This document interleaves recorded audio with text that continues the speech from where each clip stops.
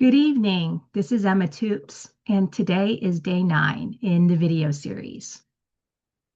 When I was 20 years old, I had a conversation with my mother during holiday break after the first semester of my junior year in college. I was a pre-med major and a third year ROTC cadet.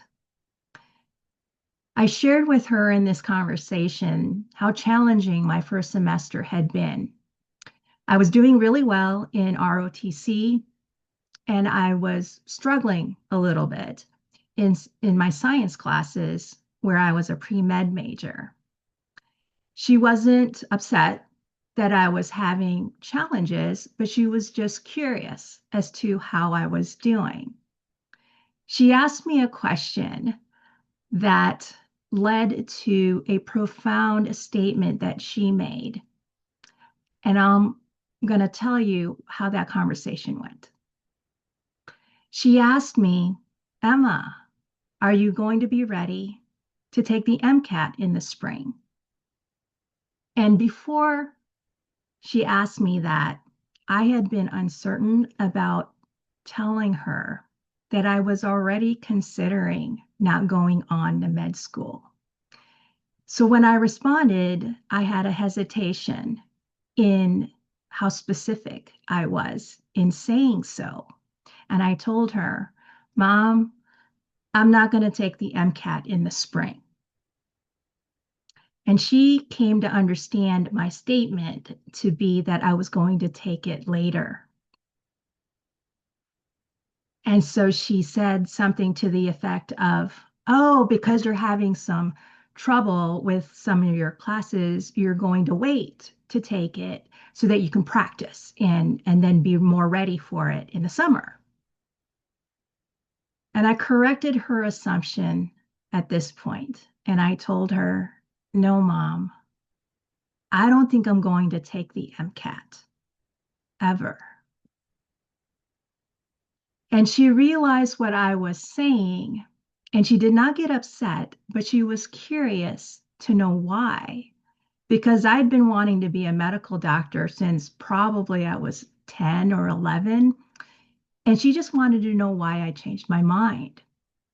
And I told her, Mom, I don't want to just be a doctor. I want to be a good doctor. I want to be a professional.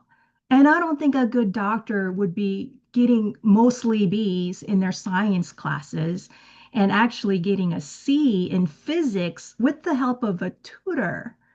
Mom, I want to be a professional.